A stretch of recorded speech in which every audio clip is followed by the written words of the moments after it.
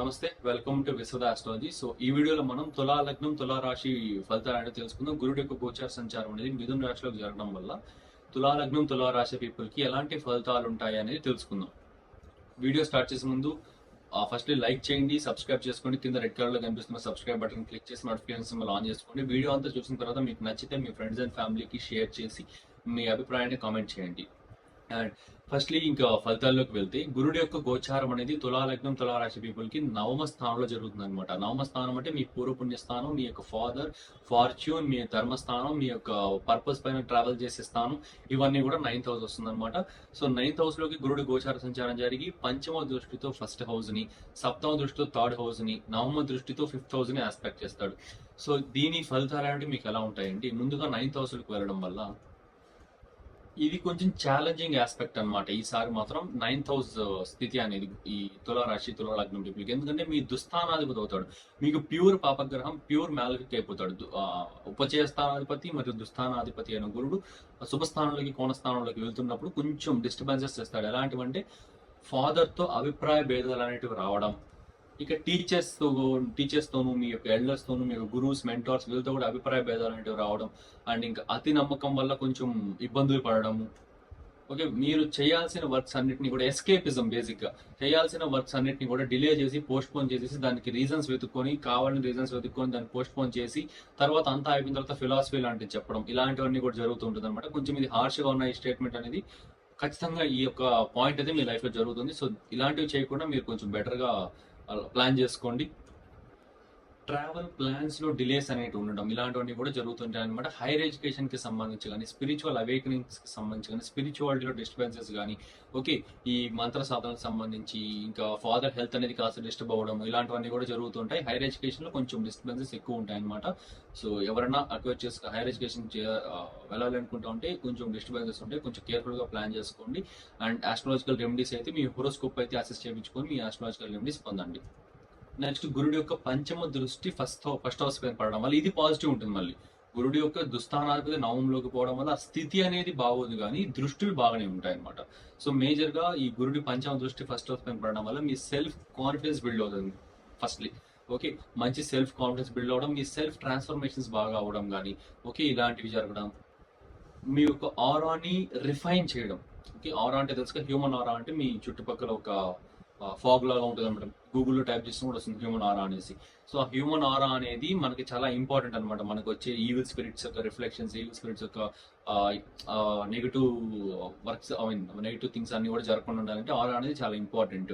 So ఆరా అనేది week ఆరాగా ఉంటే దాన్ని కొంచెం స్ట్రెంగ్ చేయడము, దాన్ని రిఫైన్ చేయడము, డెసిషన్ మేకింగ్ స్కిల్స్ లో మంచి ట్రాన్స్ఫర్మేషన్స్ తీసుకురావడం, మంచి డెసిషన్ మేకింగ్ స్కిల్స్ తీసుకొచ్చేలా చేయడం, ఇలాంటివన్నీ కూడా అన్ని కూడా గురుడు యొక్క పంచమ దృష్టి. పంచమ దృష్టి అంటే ఏంటి? మనకి పంచమం అంటే ఏంటి? ఇంటెలెక్చువాలిటీ, ఇంటెలిజెన్స్, మీ యొక్క క్రియేటివిటీ అండ్ డెసిషన్స్, ఇవన్నీ కూడా పంచమ స్థానం. పంచమ దృష్టి పడుతుంది ఫస్ట్ హౌస్ పైన. అంటే ఫస్ట్ హౌస్ అంటే ఏంటి? మీ యొక్క ఫిజికల్ ప్రెజెన్స్, ఇమ్యూనిటీ, మీ యొక్క ఆలోచన తీరు, ఆలోచన విధానం, మీ యొక్క portraying yourself, displaying yourself, and మీ యొక్క సొసైటీ వైపు మీరు చేసే వర్క్స్, వాటి నుంచి మీకు వచ్చే రిఫ్లెక్షన్స్ అన్ని కూడా మీకు ఫస్ట్ హౌస్ అనమాట. సో పంచమ స్థానము, పంచమ దృష్టి ఫస్ట్ హౌస్ కావడం వల్ల మీకు వచ్చే బెనిఫిట్స్ అయితే సెల్ఫ్ కాన్ఫిడెన్స్ బూస్ట్ అవ్వడం, మీ ఆరా రిఫైన్మెంట్ అవ్వడం, డెసిషన్ మేకింగ్ స్కిల్స్ ఇంప్రూవ్ అవ్వడము, మీ యొక్క పర్స్పెక్టివ్ మారడము, మంచిగా ట్రాన్స్ఫార్మ్ అవడానికి ఎక్సలెంట్ టైం అనమాట ఇది. ఇంకా గురుడు యొక్క సప్తమ దృష్టి మీ యొక్క తృతీయ స్థానం పైన పడుతుంది అనమాట. తృతీయ స్థానం అది ఓన్ హౌస్ అవుతుంది. ఆ ఓన్ హౌస్ మీద చూస్తున్నాడు కాబట్టి సమ్ బెటర్ రిజల్ట్స్ ఇస్తాడు. సో ఎలాంటి ఉంటుందంటే మీ కమ్యూనికేషన్ అనేది బాగా బిల్డ్ అవ్వడం, ఎన్హాన్స్డ్ కమ్యూనికేషన్ స్కిల్స్ అనేవి ఉండడం, అండ్ బ్రదర్స్ తో రిలేషన్షిప్ అనేది బాగా బిల్డ్ అవ్వడం, బ్రదర్స్ ఏదైనా చిన్న చిన్న కాన్ఫ్లిక్ట్స్ ఉంటే అన్నదమ్ములతో వాళ్ళతో అవి సాల్వ్ అవ్వడం, and at the same time short distance travels అనేవి మీకు ఫేవర్ చేయడం.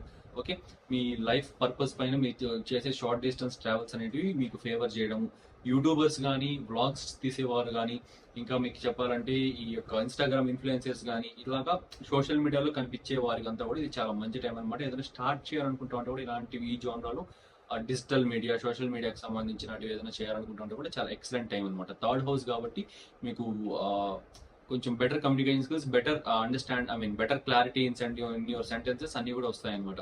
సో కాబట్టి అది మంచి టైం పీరియడ్ ఇది. మీరు ఏమైనా స్టార్ట్ చేయాలంటే చేసుకోవచ్చు. మీకు గురుడు యొక్క నవమ దృష్టి పంచమ స్థానం పైన పడినప్పుడు ఏంటి అంటే, పంచమ స్థానంలో మీకు ఫస్ట్లీ చైల్డ్ బర్త్ కి సంబంధించి పాజిటివ్ సైన్స్ ఉంటాయి అనమాట. సంతానం లేట్ అవుతున్న వారికి సంతానం కలవడం కానీ ఇలాంటివి ఉంటాయి. అండ్ ఆ సంతానం వల్ల గ్రోత్ కూడా బాగుంటుంది, సంతానం యొక్క గ్రోత్ అనేది. అండ్ మీ యొక్క ఆలోచన తీరు, ఇంటెలెక్చువాలిటీ, మీ యొక్క ఇంటెలిజెన్స్, మీ యొక్క perspective, point of view, creativity అవన్నీ కూడా చేంజ్ అవుతాయి.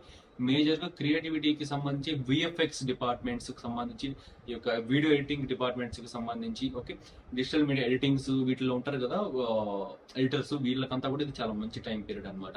వీటన్నింటి కూడా చాలా ఇంప్రూవ్ అవ్వడము, ఇంట్యూషన్ పవర్ అనేది చాలా మంచిగా బిల్డ్ అవ్వడం, మెమరీస్ పవర్ అనేది బాగా బిల్డ్ అవ్వడం, ఓకే, మెమరీ పవర్ అనేది బాగా మంచిగా ఉండడం, ఇలాంటివి జరగడం.